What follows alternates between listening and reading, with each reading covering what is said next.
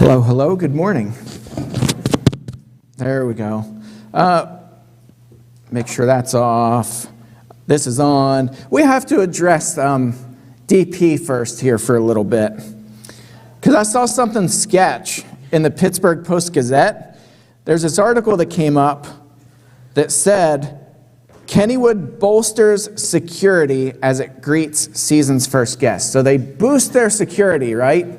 And then first thing, he drove from Somerset County on Saturday morning to take full advantage of the season passes he gives as Christmas presents each year to the kids in the family. You know who they're talking about? You need to do the Phantom, Mr. Pyle urged his cousin. They bolstered their security, DP? I don't know. He made the Pittsburgh paper. It's not quite the police blotter, but I'd say that's pretty close. You guys should read that article. It's pretty cool. Kind of shows the good-heartedness of DP. We're talking about this cycle of loving our neighbors, getting into the lives of our neighbors, moving them to loving God, getting them to worship, fall in love with God, and then moving them to serving others. We talked in class this morning about how faith cannot be separated from works. James is crystal clear on that faith without works is dead. We can say all day long that we have faith in God, but if that's not accompanied by works that help other people, James says it's useless. He calls that faith useless. Faith without works is dead. We've got to be serving people and moving other people to serve others. Our theme is God first. Our theme verse is Deuteronomy chapter 6, verse 7. You shall teach them diligently to your children and shall talk of them when you sit at your house and when you walk by the way and when you lie down and when you rise. This is part of the Shema, which tells us how we teach the greatest commandments, to love God and love your neighbor as yourself, how we teach those and instill all of God's commandments to our children. And it's nonstop. It is nonstop. This quarter, we're talking about God and family. So today, we're talking about honor. What is honor, and what does it mean to specifically honor your parents? Here's kind of a blank chart that I put up. It's split 85%, 15%. I was going to do like a kind of guess what this is with you guys, but I'm just going to tell you before I set this up. This has to do with time spent with children. Time spent with our own children. This kind of blew my mind. I've been seeing this a lot, and I kind of dug into it, and there are some studies that show, so I think these numbers are fairly accurate. We will spend 85% of the time ever in our children's lifetime. 85% of that time will be spent prior to their turning 18. The remaining 15% will be spent for the entire rest of their lives. That's pretty crazy. That was a little surprising to me, but then when you really stop and think about it, it makes sense. Our kids are in our home. We're with our children. Our children are intellectually, they're sponges when they're little kids, right? Kids are very curious. Kids are in that learning stage. They learn to walk. They learn to talk. They learn to feed themselves. They're learning everything about life when they're very young, and that accelerated rate at which they learn is crazy when they're young, and then it kind of levels off. And then as you get to be an adult, your ability to learn new information is reduced dramatically. And so if you think about this, when is the right time? It's a rhetorical question, but when is the right time to teach our kids to live God's commandments? Clearly, the answer would be before they're 18. Don't squander this time. I think about the sermon that Francis Chan had. We had played this several years ago, but he was talking about the rope. Do you remember that?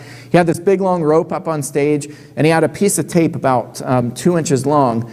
And he said, this entire rope is your life, including eternity. And he said, really, this rope goes on for eternity. The length of this rope goes on for infinite number of years and infinite number of length. This little 2-inch tape that he had wrapped around the beginning of the tape, he said, this is your life here on this earth. And he said, we spend about 90% of that, or about 80%, working. We got to get to the grind. We got to work. We got to save for retirement so that in this last little part, we can kind of enjoy life. And he said, but by the time you get to that last little part, if you make it to that last little part, your health is too bad, or you just can't really enjoy life. And he said, what we really ought to be focused on, instead of this little 2-inch strip about our life here on this earth, we ought to be focused on the rest of that rope. We ought to live our lives preparing for eternity. Instead of focusing on the here and the now, and we set retirement in our sights, and we're like, all right, we got to work, we got to grind, we got to get ready so that we can leave an inheritance to our kids. We got to do these things. And he said, but we're missing out on the rest of our life, which is this rope laid out all over the place. It's eternity. And I think the same can be said about time spent with our kids. We need to spend the time now with our kids, teaching them not only about God, but how to live for God and how to live out the commandments of God, how to put their faith into practice. As James said, faith without works is dead. I want to switch out of the screen for a second and go over to another study that I think was just really eye-opening. This is Our World in Data, and the website is ourworldindata.org. There are a couple studies, and I think they kind of merge these together. We'll see if it'll load. Yep, so it's going to load. Who Americans spend their time with. I don't know if you guys can see that. Yeah, that looks much better than on this screen. I'll kind of explain this chart on the right. That's what I'm most interested in. Who Americans spend their time with by age. If you look at the very beginning and you hover over this, it'll kind of tell you. This top line, you see this top, the pink one that goes up top, all the way up here, it says alone. This is incredible to me. That's how much time we as individuals spend with nobody else, alone. Look how much that shoots up. Do you ever hear of problems where people are suffering with alienation, loneliness, depression? They feel like they don't really have friends. Well, it turns out there's a reason for that. We spend the majority of our time absolutely alone. What's striking to me too, I'm not going to go through all of these, but what's striking to me is you look at the age of 20 and you see the green line, it's on the far bottom. It's kind of plateaued there on the far bottom. That's time spent with friends. By the time we turn, let's see, about 23 years old, that drops down below all the other graphs, and the least amount of our time spent in any given day is with friends. Almost none at all. While the time that we spend alone absolutely goes off the charts. The time spent with children, if you look at that, that's this orange one. Look how it plummets. At age 50, it just takes a nosedive. There's something to spending time with our kids now. There's another chart below this that I thought was really interesting too. This starts in the year 1900 and goes to 2018, but they charted over the years, and this is by age. Look at that, age 89 is at the top. 89-year-olds, over 40%, almost 50%, spend their time alone with nobody. Back in 1900s, if you look at that, families spent time together. And as time goes on, especially about 1960 and on, the time that we, at these different age brackets, at age 18, it has 18, 21, 45, 30, 60, 75, and 89. The time that we spend alone begins to increase dramatically at the age of 75. There's something about equipping our children and either telling them that this is going to happen, that you're going to spend a lot of time alone and you need to prepare for that, or help them break the cycle and tell about the importance of spending time with other people. But that was just kind of an interesting study. And I want to get to the heart of the message here. This is the scripture, and that's it. Paul doesn't go on. He doesn't elaborate on this. He doesn't grow this. He doesn't spend 15 paragraphs on this. This is it. This is the small passage that Paul talks about, and I think it's so powerful. Here's what he says. Children, obey your parents in the Lord, for this is right. I think Paul automatically is eliminating abusive parents. He's eliminating parents who are not Christians. Paul specifically is talking about parents who are not only Christians, but they're walking their walk with the Lord. They're not abusive. If that's the case, then you honor your parents. Obey your parents in the Lord, for this is right. Honor your father and mother. This word for honor means to put a price on or a value on someone. To say, you are worth something. You're important and I honor you. Honor your father and mother. This is the first commandment with a promise. By the way, it's found in Exodus chapter 20. When God gives the 10 commandments to Moses up on Sinai, when he gets to the commandment to honor your father and mother, God says, so that it may go well with you and you may live a long life in the land, or very literally on the earth. It's the first commandment with a promise. If you honor your parents, and the reverse of that is true, Paul talks about that too. Fathers, don't exasperate your children. Father and mother need to honor their children. They need to treat their children with kindness and respect. It will go well for you. God will set a course for your life where you'll be successful, you'll be blessing other people, because you'll be living out God's commandments. And that's our theme. To live out God's commandments and to bless people. Verse 4, fathers, do not provoke your children to anger. This word quite literally means to intentionally push buttons until somebody explodes. Fathers, do not provoke your children to anger, but bring them up in the discipline and the instruction of the Lord. This goes back to the Shema, our theme verse, Deuteronomy chapter 6, instructing your children to live out God's commandments every single waking minute. We don't have our kids for long.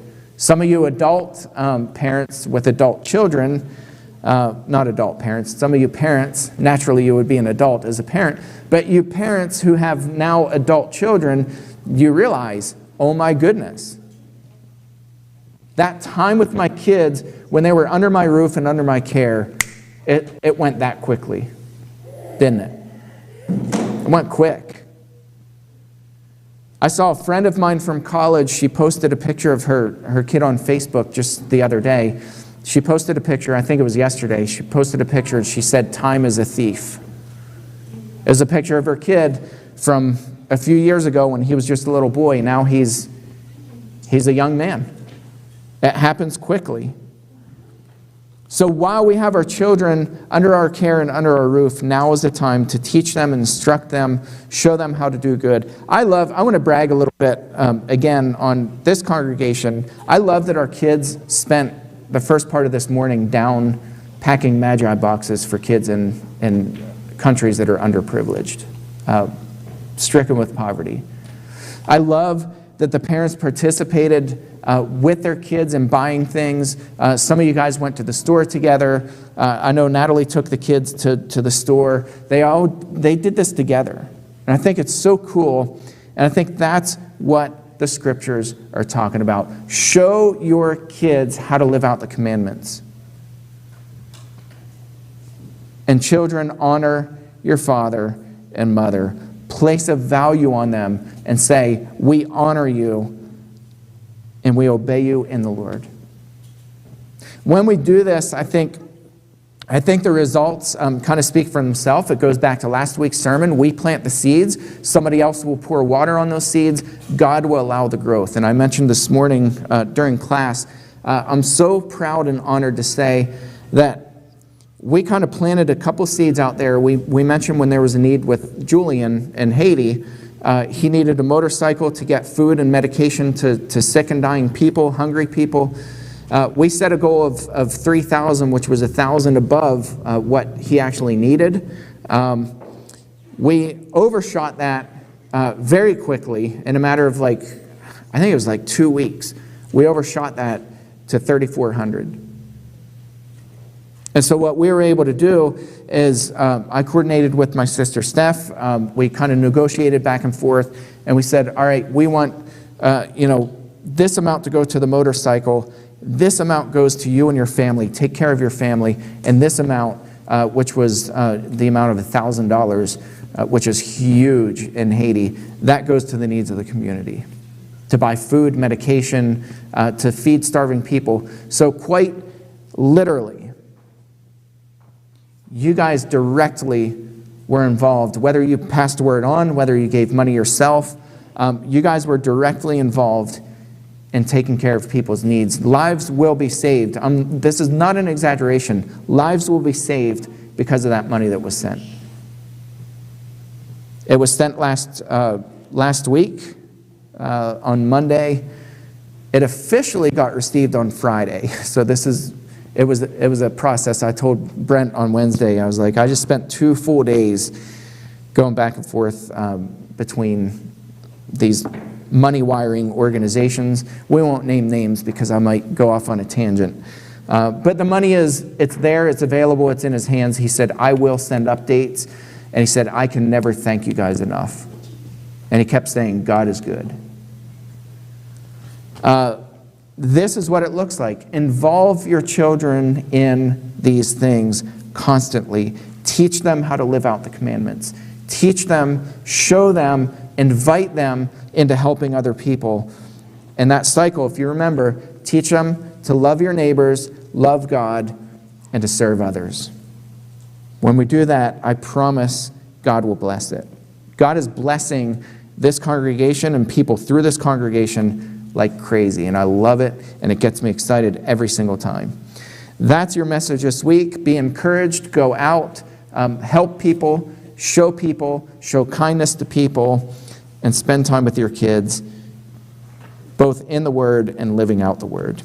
If there's anybody this morning who's not yet taken the step to put Christ on a baptism and has decided to do that today, you can come on up, or if you have prayer needs, we'd invite you to come up as well as we stand and sing this together.